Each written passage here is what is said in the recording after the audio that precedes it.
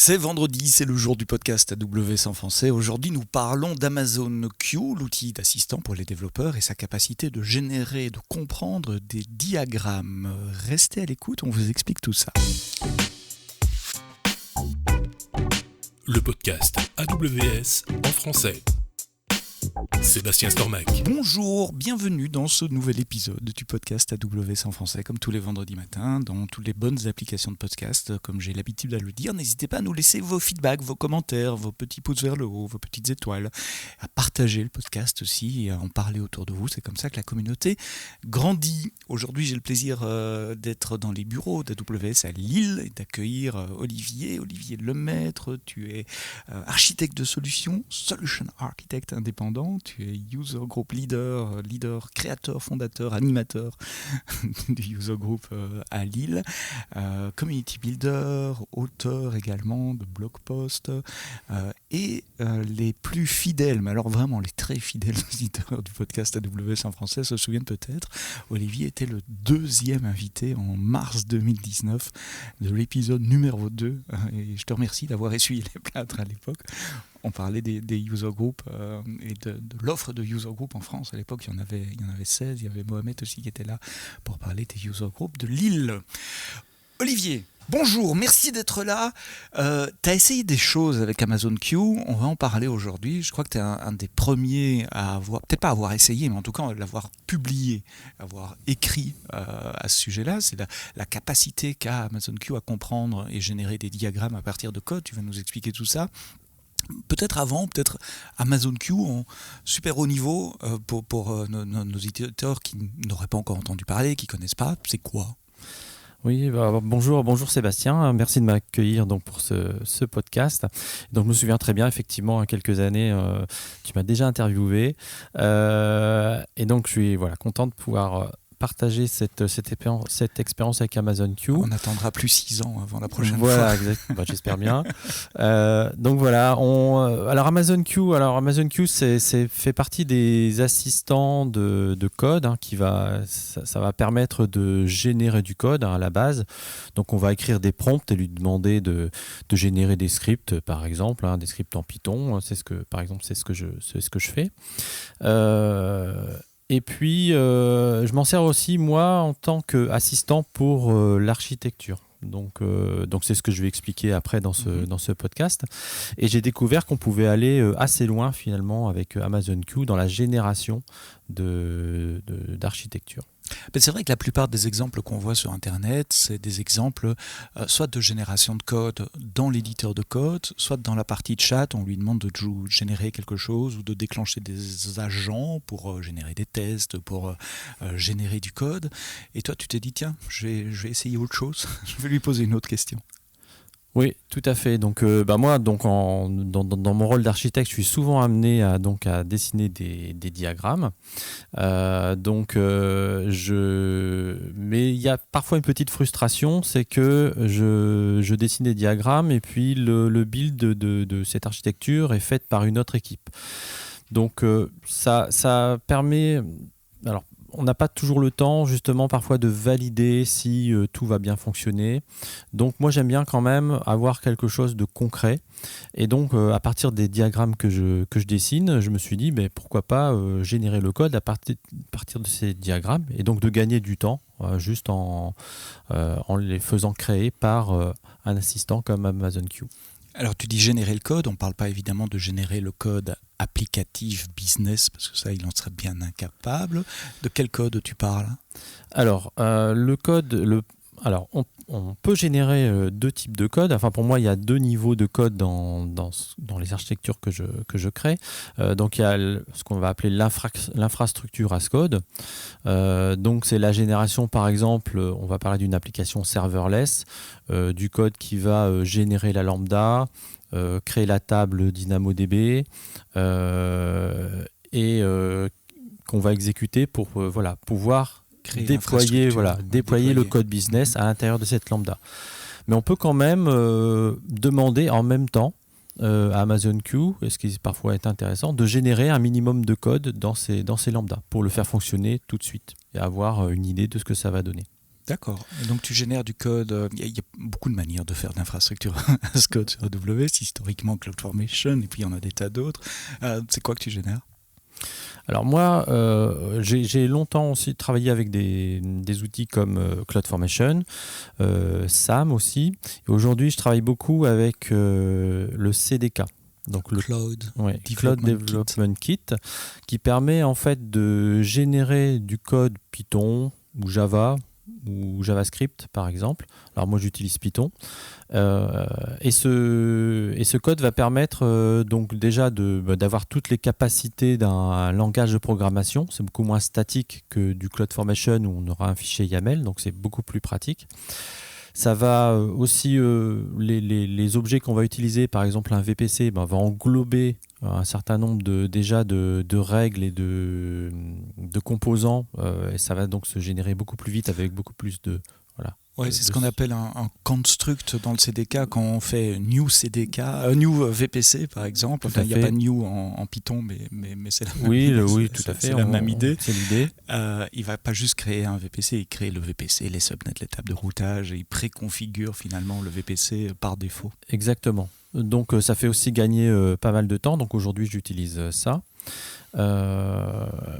Et donc ce code, finalement, derrière, il va être entre guillemets compilé et il va générer derrière un template CloudFormation et qu'on exécute ensuite sur CloudFormation pour générer notre infrastructure as code.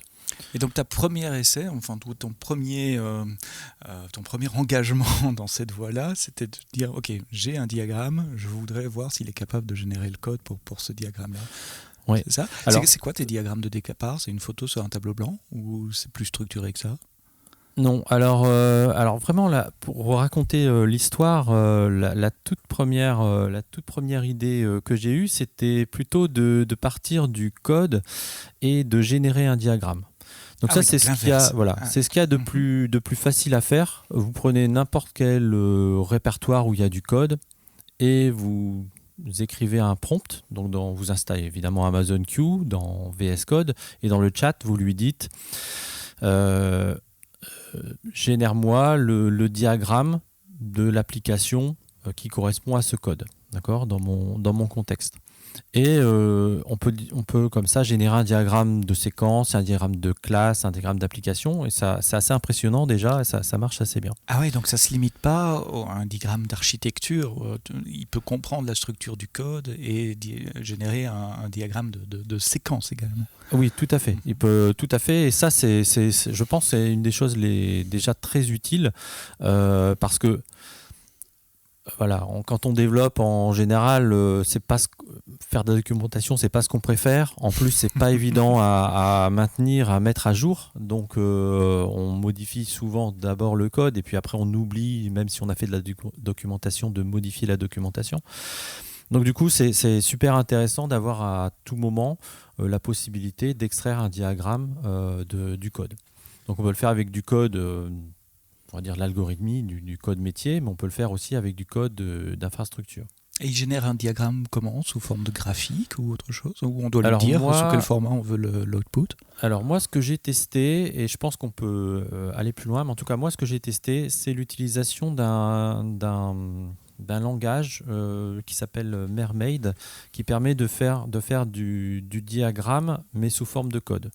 Donc en fait, c'est comme je dirais, vous pouvez mettre ça dans un README comme un Markdown, donc un langage spécifique qui va décrire, par exemple dans un diagramme de séquence, les participants d'un diagramme de séquence, les interactions entre les participants.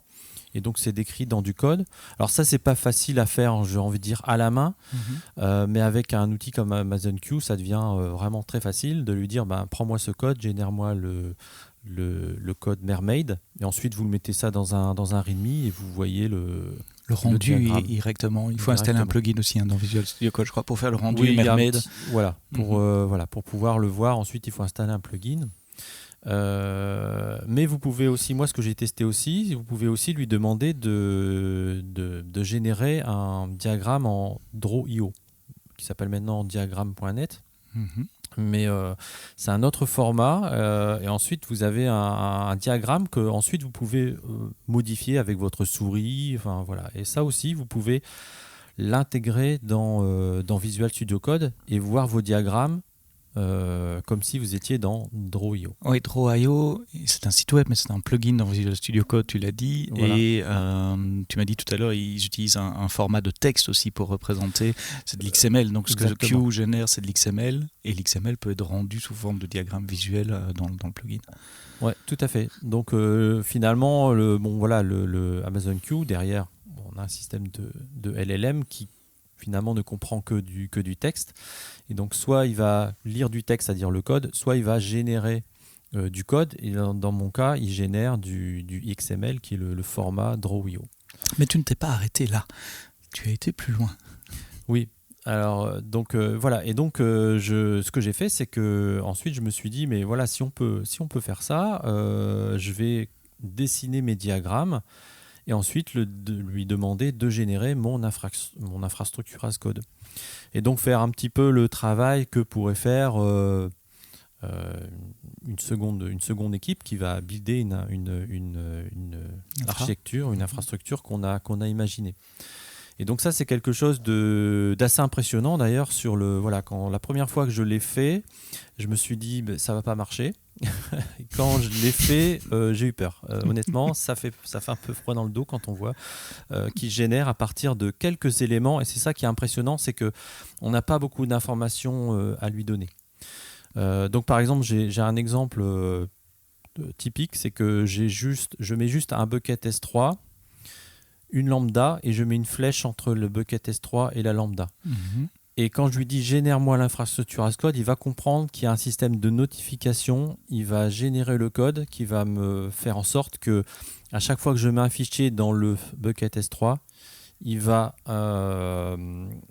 générer une notification pour pouvoir exécuter ma lambda. Et il met les permissions correctement à la fonction lambda. Exactement, etc. Il met les bonnes permissions, etc. J'ai envie de dire, il comprend tout, avec juste quelques éléments du diagramme. Et il génère un squelette de code pour la fonction Exactement. lambda aussi, pour recevoir lambda. Je suppose que le prompt doit être assez détaillé quand même. Tu dois dire que tu veux générer du CDK en Python, que ta fonction lambda sera en Python aussi.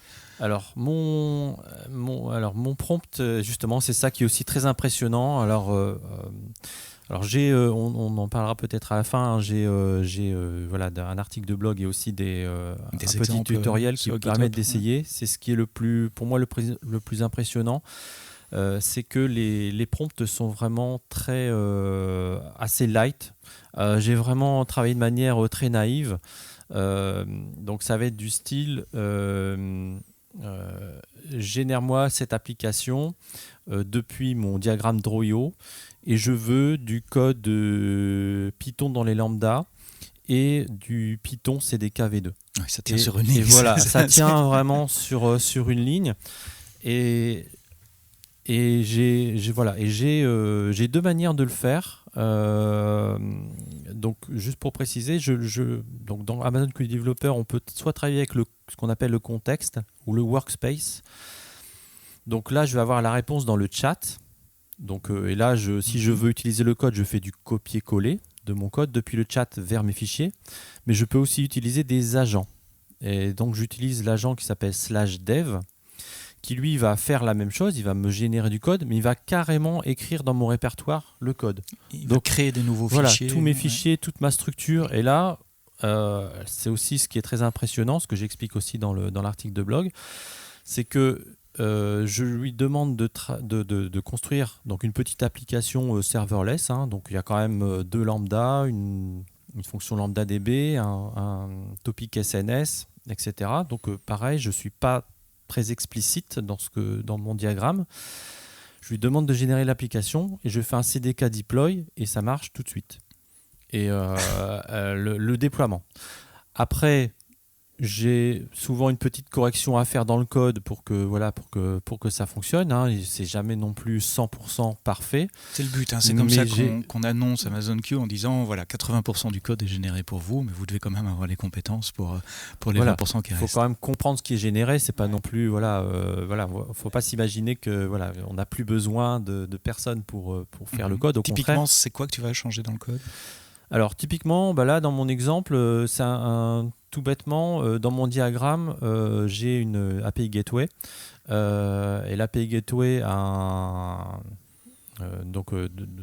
on déploie les API Gateway dans ce qu'on appelle des stages, d'accord ? Dev, prod, test. Dev, prod, test, etc. Et ça, dans le diagramme, c'est pas précisé, dans le prompt, c'est pas précisé. Donc du coup, entre guillemets, il l'oublie. Et voilà, donc ça va pas jusque-là. Il suffit que je change ça.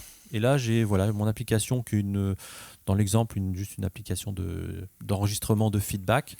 L'enregistrement, ensuite, j'écris mon feedback et je l'ai dans ma base de données. Alors ça, c'est aussi impressionnant. Donc voilà, j'ai mon interface. Il comprend rien qu'avec le diagramme, le simple diagramme, qui a une interface à créer. J'ai même tous les champs à rentrer, etc. J'ai le bouton sur lequel je dois cliquer, je clique et mon feedback est dans la base de données. Et encore une fois, c'est vraiment en quelques minutes, en moins d'une demi-heure, on a le résultat. Alors les exemples que tu donnes ressemblent à des microservices, on va dire, quelques lambda, un S3, un événement. Est-ce que tu as déjà essayé sur quelque chose de plus volumineux, plus gros ? Alors justement, je pense que j'ai encore beaucoup d'expérience à faire et que, alors je pense quand même que si on a trop d'informations dans le diagramme, je ne suis pas allé jusque-là. Si on a trop d'informations dans le diagramme, je pense qu'on peut justement avoir ces limites où il y aura plus de choses à modifier. Donc il va générer quelque chose, il va toujours générer quelque chose, mais il y aura peut-être plus de choses à modifier. Par contre, ce que j'ai testé, par exemple sur un pipeline, où tout à l'heure j'expliquais que par exemple j'avais un simple bucket S3 et une fonction lambda et j'ai une notification. J'ai fait quelque chose d'un peu plus compliqué, j'ai pris la même chose, un bucket S3. Là, j'ai envoyé l'événement sur un bus EventBridge et ce qui déclenche un workflow avec plusieurs lambdas. Donc c'est déjà plus compliqué, sophistiqué. Ouais. Et donc pareil, il m'a généré des choses, mais j'ai la possibilité, et ça aussi je trouve ça très intéressant, de dire génère-moi que le workflow avec les lambdas. Et donc et je peux aussi, j'ai déjà testé, de dire je peux avoir plusieurs onglets dans mes diagrammes, génère-moi uniquement ce qui est sur l'onglet 2 par exemple. Donc on peut aussi déjà on va dire se focaliser sur certains points de l'architecture et de le construire de cette manière-là, de manière itérative. Et avec /dev, justement, cet agent, on peut générer à partir de 0, tout ce qui est ce que j'ai expliqué tout à l'heure. On peut le générer à partir de 0, mais on peut dire à /dev, génère-moi cette partie-là, et ensuite génère-moi cette partie-là, et il va toujours garder ce qu'il y a avant, mais rajouter ce qu'on lui demande de rajouter. Donc on peut aussi construire de manière itérative. Et je pense que c'est cette voie-là que je prendrais si je devais construire un plus gros diagramme, plutôt que de tout créer en un bloc. Mais encore une fois, j'ai l'impression d'avoir juste effleuré ce qu'on pouvait faire et qu'il y a encore beaucoup de potentiel à ça. Alors on a parlé d'aller de code vers des diagrammes, c'était comme ça que tu as commencé, puis tu t'es dit pourquoi pas faire l'inverse, d'aller d'un diagramme vers du code. Je crois que tu t'es pas arrêté là non plus. Oui, il y a une technique que j'utilise de plus en plus. Alors voilà, c'est quelque chose que j'expérimente aussi, mais qui m'a été utile plusieurs fois. C'est l'idée de... Alors il y a deux choses. Il y a une première chose, c'est que j'essaye de... Parfois, on doit écrire du code. Mais le code, on n'est pas forcément satisfait de ce qu'on a fait parce qu'on l'a fait de manière, on va dire, un petit peu brouillonne pour vérifier que ça fonctionnait. Mais la structure est là, l'algorithme est là. Donc mon idée, c'était d'avoir qu'on a cette possibilité d'extraire des diagrammes du code. J'ai extrait des diagrammes du code, notamment en diagramme de séquence. Et je demande à AmazonQ de régénérer le code à partir du diagramme de séquence pour avoir un meilleur code, parce que AmazonQ finalement développe mieux que moi. Et donc ça, c'est une manière de régénérer le code de manière plus propre et de repartir sur quelque chose de plus propre. Et après, il y a une capacité aussi à AmazonQ de générer des tests, parce que il y a des techniques qu'on peut utiliser quand on code, qui, par exemple, on va appeler ça du TDD, Test Driven Development. Donc, écrire des tests, c'est très important pour pouvoir modifier le code, le refactorer et vérifier qu'il n'y a pas eu de modification. Et pas eu de régression, pardon. Mais c'est quelque chose qui c'est pas évident, c'est pas toujours évident à faire. Ça prend aussi du temps. Et donc là, on a cette possibilité-là en plus de générer du code entre guillemets de bonne qualité, de pouvoir générer les tests, ce qui fait qu'on va pouvoir aussi faire évoluer le code de manière beaucoup plus sereine. Et ça, c'est une technique aussi que j'utilise et que je trouve très efficace. Alors, tu as expérimenté tout ça, tu l'as partagé avec la communauté. Il y a 2 blog posts, sur Dev2, sur community.aws. Il y a le repo de code GitHub et vous allez trouver évidemment tous les liens dans votre application de podcast préférée. Ça a attiré l'attention jusqu'à l'équipe service à Seattle qui a dit hey, c'est intéressant ce que vous faites là, et tu as commencé à avoir des interactions avec certains membres de l'équipe produit. Oui, c'est vrai que j'ai été surpris, donc je ne m'attendais pas à cet effet-là, mais c'est vrai que on sent qu'il y a un réel intérêt, un engouement autour de cette possibilité-là. Et effectivement, l'équipe produit aussi d'Amazon était intéressée à ça, pour connaître mon expérience sur le sujet. Et ce que aussi j'aimerais bien pouvoir améliorer de ça. Alors voilà, j'ai donné quelques idées, on verra si elles seront appliquées, mais c'est vrai qu'encore une fois, il y a un vrai potentiel, et je pense que dans les mois à venir, on va avoir de plus en plus de capacités avec Amazon Q à pouvoir encore une fois utiliser des diagrammes pour pouvoir générer du code, ou l'inverse, partir du code pour générer des diagrammes et mieux documenter ses logiciels. Ouais, ça fait partie de tous les efforts qu'il y a autour de l'agent /doc. Quand vous dites des slash, si vous n'avez jamais essayé Amazon Q, donc vous avez le chat, on en a parlé, vous avez le code completion dans l'éditeur, on en a parlé aussi, mais il y a des agents, donc des fonctionnalités plus avancées, où vous commencez un dialogue dans le chat avec slash quelque chose. Pour le moment, il y a /dev, tu en as parlé, il y a /doc pour générer de la doc, /test, /review, je crois, oui, tout à fait. Preview, je ne sais pas si c'est non, déjà... tout est déjà sorti déjà là. Pour revoir du code. C'est important de dire que vous pouvez essayer, vous qui nous écoutez ça gratuitement, il ne faut même pas un compte AWS, vous installez le plugin Amazon Q Developer dans votre IDE, on supporte Visual Studio Code, le grand Visual Studio aussi, les éditeurs de JetBrains, j'en oublie toujours, Eclipse est en preview depuis quelques semaines, donc vous installez ça dans votre éditeur et vous devez juste vous authentifier avec un Builder ID, l'interface graphique vous guide pour créer un compte si vous n'en avez pas. Il suffit d'une adresse email valide. Il n'y a pas de numéro de carte de crédit, il ne faut pas lier un compte AWS nécessairement, et vous pouvez déjà commencer à utiliser. Je crois que c'est la version que tu utilises, c'est la version gratuite, c'est correct ? Oui, aujourd'hui j'utilise la version gratuite. Alors je pense qu'elle est vraiment généreuse, dans le sens où j'ai déjà atteint les limites du chat, même des agents. Effectivement, il y a des limites, mais on a quand même largement de quoi tester, de quoi évaluer, et même en tant qu'indépendant, on a largement de quoi l'utiliser, de quoi travailler. Et moi, voilà. Quand tu parles de limite, dans la version gratuite, on est limité en nombre de questions qu'on peut poser au chat par mois. Globalement, c'est à peu près ça. Je ne vais pas rentrer dans les détails, ils sont sur le site web, mais c'est ça. C'est vrai que je ne saurais pas dire exactement, justement, parce que quand on regarde la tarification, j'ai du mal à retrouver exactement ces limites-là. J'ai l'impression que ça va plus généreux que ça ce qui est documenté. Ça va un petit peu, pour moi, ça va un petit peu au-delà. Et donc moi j'utilise parfois sur des périodes de manière très intensive Amazon Q, et je pense que je peux l'utiliser, on va dire, tous les jours, presque toute la journée, sur les 3/4 du mois. Donc, en tout cas, au niveau du chat. Après, les agents, ça coûte un peu plus cher. Donc, je peux en utiliser vers 10, 15, peut-être 10-15 interactions. Mais ce qui est déjà largement, encore une fois, suffisant quand on veut initialiser, comme j'expliquais tout à l'heure, à partir d'un diagramme, initialiser un projet complet. voilà, une ou deux interactions vont suffire. Ouais, pour tester ton tutoriel, il faut absolument pas payer, il faut pas avoir un compte AWS, il faut pas de carte de crédit, tout ça, ça marche sur le free tier.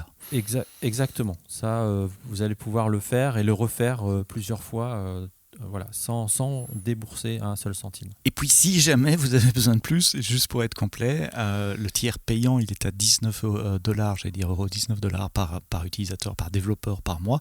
C'est plutôt pour les entreprises, ça enlève toutes ces limites dont on vient de parler, mais surtout, pour moi le key, le compelling feature comme on dit en anglais, c'est la possibilité de créer des modèles qui sont personnalisés sur notre code base. Pour les grandes entreprises, on peut lui faire ingérer toute notre historique avec nos frameworks privés, nos classes privées, etc., de manière à ce qu'ils puissent suggérer du code qui est pertinent, relevant pour l'entreprise dans laquelle on développe.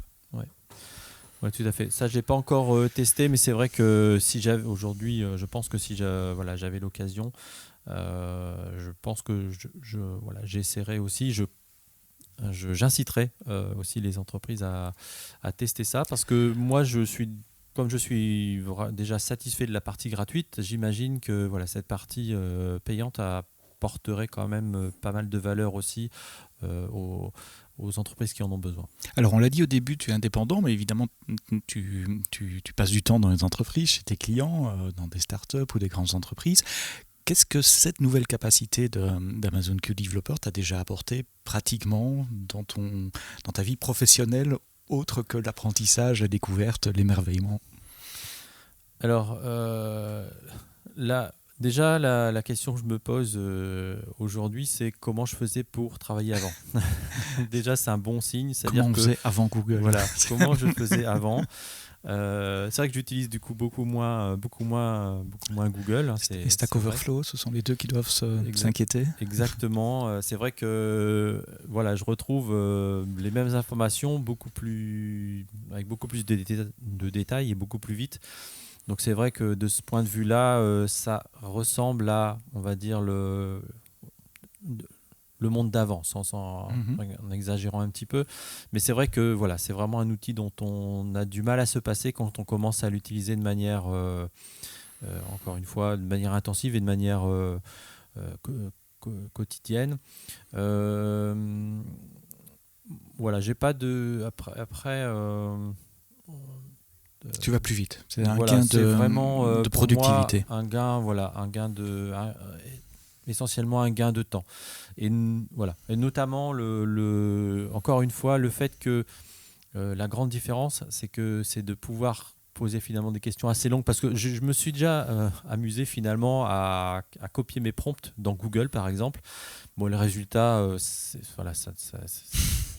ça n'a rien à voir. On voit que Google n'est pas fait pour ça.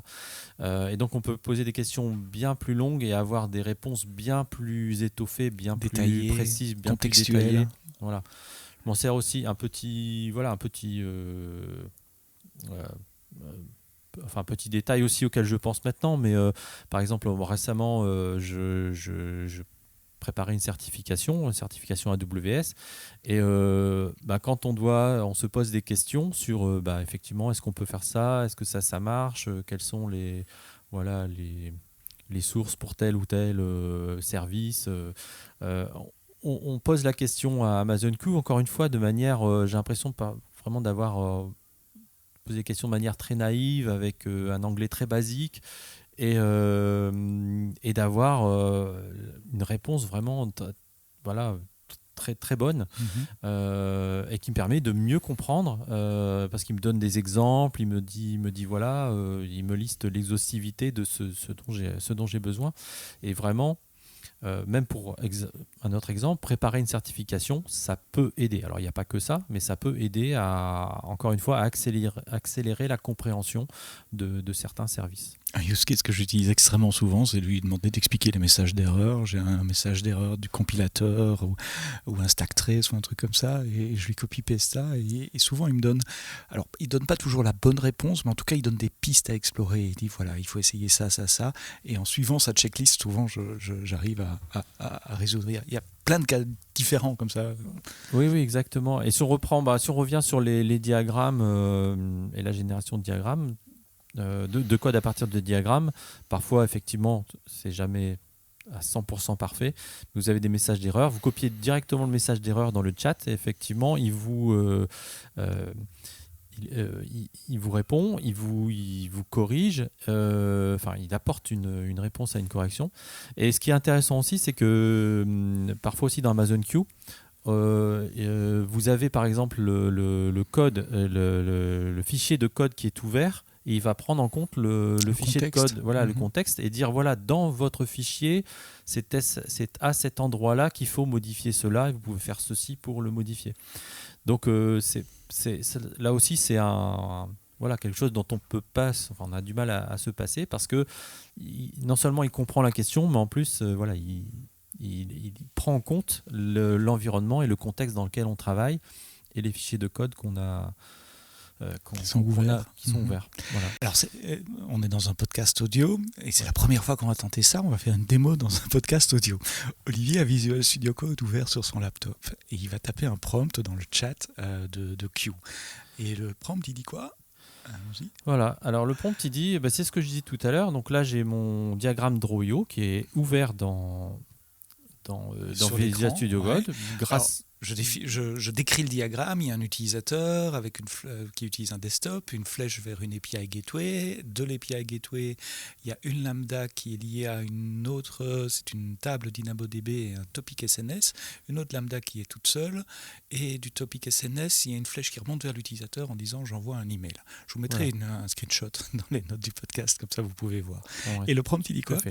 Et le prompt, donc j'utilise l'agence /dev et je lui dis peux-tu générer l'application depuis ce diagramme Drawio. Et donc je veux du code Python dans mes lambdas et je veux du code Python pour CDK V2 pour l'infrastructure. Et donc là je démarre et là il me répond ok, je vais générer le code pour ça. Et donc là on se dit est-ce que ça va fonctionner ? Et donc, et c'est là que, ça prend un petit peu ça prend une minute ou deux. Alors là, quelques minutes après, on a coupé au montage évidemment, il vient avec une série de suggestions. Qu'est-ce que tu as sur ton écran ? Oui, alors moi, j'ai des suggestions. Donc j'ai toute une structure de répertoire. Donc avec, dans le CDK, on a une stack. Ce qu'on appelle une application, on va dire la stack principale, et après on a la stack qui correspond. Il a compris que c'était une application de feedback. À cause du nom des éléments sur le graphe. J'ai une stack pour le feedback. J'ai un index, j'ai une lambda qui est la landing page qui contient la landing page, c'est-à-dire que la page d'accueil qui va s'afficher avec dedans, on va regarder après tous les éléments dont j'ai besoin, et après j'ai la lambda qui va faire l'enregistrement du feedback dans une table DynamoDB. Et là, si je suis content de ces structures, donc j'ai même un README qui va me documenter l'application, et donc je peux accepter tous les changements. Et une fois que j'ai accepté tous les changements, je vais dans mon répertoire et je vois le projet les fichiers sont créés. Et je peux là voir tout le code qui a été généré pour le CDK. Donc ça, c'est toute mon infrastructure avec le topic SNS, la table DynamoDB, les permissions, la souscription par email, les lambdas, les permissions, l'API Gateway, les routes sur l'API Gateway. Tout ça tient. Encore une fois, avec un minimum d'informations et mes lambdas. Et donc, je vais aller par exemple sur la landing page. Et là, il m'a fait la landing page, c'est une lambda qui retourne de l'HTML, donc il a compris qu'il fallait retourner de l'HTML. Voilà, et on voit un post avec du JavaScript. Donc qui va enregistrer qui va me demander les informations pour ce feedback. Et donc ensuite, j'ai toute la partie index qui va faire un put item tout simplement dans DynamoDB. Et encore une fois, c'est énormément de code qui est généré pour moi. Et ensuite, l'étape d'après, donc là, on va pas ça serait déployer ça, CDK deploy, et normalement ça marche. Et à chaque fois que je l'ai fait jusqu'à maintenant, le deploy fonctionne. Et comme j'ai expliqué un peu plus tôt, c'est que la seule chose que j'aurais à changer, c'est au niveau du code. C'est une super démo à faire dans des conférences ou au Summit AWS, parce qu'on part vraiment d'un diagramme avec 4-5 boîtes et quelques noms sur le diagramme. Il lit les noms et il donne des choses. Donc la seule chose qu'Olivier doit changer, c'est sur l'API Gateway, changer les URL plutôt que d'appeler /feedback par exemple. Il faut appeler /prod/feedback parce que, comme on l'a dit plus tôt, on n'a pas donné suffisamment de détails dans le prompt. Le prompt, c'était une ligne. C'est généralement du code Python. On a juste dit Python et CDK V2. Ce sont les deux seules spécifications qu'on lui a données. Je voudrais terminer avec une note un peu plus philosophique et revenir sur un point que tu as dit tout à l'heure. Tu as dit un mot qui m'a interpellé. Je ne t'ai pas interrompu à ce moment-là parce que je voulais parler de l'aspect technique, mais tu as dit ça fait peur la première fois. Tu peux élaborer un peu ça fait peur? Justement, alors c'est pour ça que je voulais faire cette démo, c'est que quand on voit ça, je me dis mais à quoi je vais servir Donc effectivement, on se demande si on va encore être utile à quelque chose, puisque tout est généré à partir d'un simple diagramme. Alors vraiment dans les premières minutes, c'est ce que je me suis dit. Sur le coup, je me suis dit je vais écrire le prompt, mais ça va pas marcher. Après, j'ai eu peur. Après, je me suis dit, mais en fait, je suis allé élever des moutons dans le Larzac et j'arrête. Ou alors, je me suis même dit, il y a un truc quelque part, il y a un truc que j'ai pas compris, et puis j'ai dû laisser du code sans le faire exprès quelque part. Est-ce que je vois, c'est pas ce qui a été généré? Enfin, j'y croyais pas. Mais en fait, si, je l'ai réessayé plusieurs fois et voilà. Et voilà, ma première réaction c'était celle-là. Et puis après, je me suis rendu compte que d'une part, c'est ce qu'on a vu là, c'est qu'il y avait quand même des petites modifications à faire et parfois c'est assez subtil. C'est-à-dire que finalement, la génération, ça fonctionne, mais il y aura toujours, on n'aura pas, enfin en tout cas pour le moment, à l'heure où on parle, il y aura toujours des petites différences et des subtilités qu'il va falloir changer, modifier. Et si on ne comprend pas comment ça fonctionne derrière, si je ne comprends pas comment fonctionne l'API Gateway, là, je n'aurais jamais trouvé l'erreur. Et je n'aurais jamais pu corriger et je n'aurais jamais pu le faire fonctionner. Donc du coup, ça, c'est une première chose. C'est-à-dire qu'il faut quand même... Je pense que ça augmente les compétences des gens qui ont déjà, et ça fait gagner du temps à des gens qui ont déjà des compétences sur un sujet. Et moi d'ailleurs, si on veut, si par exemple demain vous souhaitez faire un projet avec du CDK, exactement comme je le montre dans le blog post et sur le repo GitHub, d'abord faites un projet sans le LLM, sans la génération, pour comprendre comment fonctionne le CDK, pour comprendre comment ça fonctionne. Sinon, vous allez rapidement être perdu. Donc moi, c'est mon sentiment, c'est qu'il faut quand même des compétences et ça augmente les capacités des gens qui ont déjà des compétences pour comprendre ce qui est généré et sélectionner, modifier ce qui a été fait pour que ce soit un peu meilleur. Je crois que c'est un message super important. Ça ne remplace pas des développeurs, même pas des développeurs juniors. Ça augmente la productivité d'un développeur, exactement comme être passé de la carte perforée aux IDE avec du code completion augmente la productivité des développeurs. Et nous, en tant que développeurs, nous devons apprendre à utiliser ces outils-là, surtout je veux dire, l'ancienne génération de développeurs auxquels toi et moi on fait partie. Pour les jeunes, c'est peut-être normal, mais on doit apprendre à utiliser ça parce que ça va être c'est déjà la nouvelle manière de coder. Oui, exactement. Je pense que ça va aussi... donc je parlais tout à l'heure de technique, par exemple, où j'extrais les diagrammes, après je régénère le code. Ça va changer un petit peu les workflows des développeurs et les gens qui construisent du logiciel. Mais je pense aujourd'hui, comme tu le disais, c'est juste une étape supplémentaire et que, on en a parlé tout à l'heure, mais tout à l'heure, peut-être avant le podcast, le fait que finalement ça réduit les coûts de construction du logiciel. Et le fait de réduire les coûts de quelque chose, c'est pas forcément négatif. Y a, dans l'histoire de l'humanité, on reprend toujours l'exemple du métier à tisser, où finalement on a réduit les coûts de production du textile et ça a finalement augmenté la demande. Donc on a créé des grands magasins, on a besoin de vendeurs, de vendeuses, de transporteurs, etc. Un petit peu l'économie dans laquelle on vit aujourd'hui. Donc je pense pour moi en tout cas que ce genre d'outil va réduire les coûts effectivement de production des logiciels, ça c'est évident, mais que ça va augmenter la demande et il y a plein domaines dans lesquels il y a énormément d'améliorations à faire. Bon, je pense à la santé par exemple, mais il y a énormément de domaines dans lesquels on va pouvoir, grâce à la réduction des coûts, augmenter la demande et besoins en logiciel. C'est ce qu'on appelle le paradoxe de Jevons en économie, du nom de l'économiste anglais qui a modélisé cela au siècle passé avec la machine à vapeur, qui a fait exactement la même chose. Une fois que les coûts de production baissent, ça fait un appel d'air pour la demande, et donc ça augmente la demande, et donc la demande de développeurs va augmenter, la demande pour des applications va augmenter, parce que ça va coûter moins cher de développer des applications, et donc nous ne pensons pas que ce genre d'outil va diminuer le nombre de développeurs. Au contraire, ça va augmenter. Plus de personnes vont pouvoir développer du code, plus de personnes auront accès à cette profession, plus de personnes pourront se payer les services d'un développeur pour créer une application.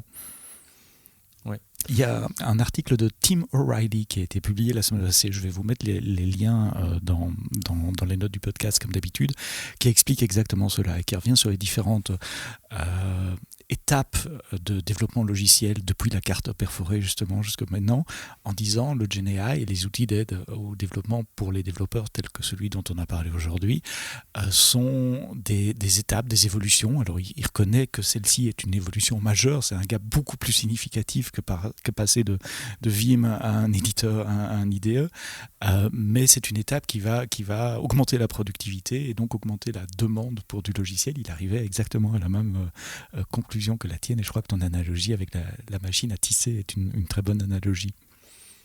Oui, je pense aussi. Donc effectivement, donc pour répondre à ta question de départ, c'est vrai qu'au départ, c'est normal d'avoir cette crainte parce que on voit une machine faire notre travail, mais en même temps, on peut se concentrer aussi sur des choses beaucoup plus intéressantes finalement et construire on va dire des choses. J'ai envie de dire plus forte valeur ajoutée, parce que écrire une requête qui poste un message sur une base de données, c'est quelque chose, c'est vrai que ça peut être intéressant à faire, mais je pense qu'on peut on peut avoir besoin de nous en tant qu'ingénieurs pour faire des choses à plus forte valeur ajoutée. Merci Olivier pour ce feedback et cette expérience intéressante sur le monde des diagrammes et amener une dimension visuelle dans les assistants de codage à IA générative et Amazon Q Developers. Call to action, allez installer Amazon Q Developer maintenant. C'est un plugin que vous installez dans votre IDE, que vous utilisiez JetBrains, Visual Studio Code, Visual Studio, même en ligne de commande sur Mac, il y a un plugin, une application que vous pouvez installer également pour vous aider dans la ligne de commande. Et puis si vous faites partie de ceux qui encore utilisent Eclipse, c'est disponible là-bas aussi. Et je répète, c'est gratuit. Vous n'avez pas besoin de compte AWS, vous n'avez pas besoin de carte de crédit, juste une adresse email valide. Vous créez un compte qu'on appelle Builder ID si ce n'est déjà fait et vous liez au démarrage. Il va vous demander de vous authentifier et vous êtes parti. Olivier, merci. Tu es solution architect indépendant basé dans la région de Lille, créateur, fondateur, animateur du user group de Lille. Allez voir les user groups, il y en a près de chez vous à coup sûr. Vous allez sur meetup.com et vous cherchez AWS User Group, vous les trouverez. Celui de Lille fait une réunion tous les mois, 2 mois à peu près? Oui, tous les 2 mois à peu près. Il y en a un qui sera normalement un nouveau qui est prévu en mars. Donc n'hésitez pas à vous inscrire sur meetup.com. Vous tapez AWS Lille Meetup, vous nous trouverez. Ou n'importe quel nom d'autre ville, là où vous habitez en France ou même dans d'autres pays, vous allez trouver des user groups. Merci à vous d'avoir écouté cet épisode du podcast AWS en français jusqu'au bout. Rendez-vous la semaine prochaine pour un nouvel épisode. Mais d'ici là, quoi que vous codez, codez-le avec Amazon Q Developer, mais codez-le bien.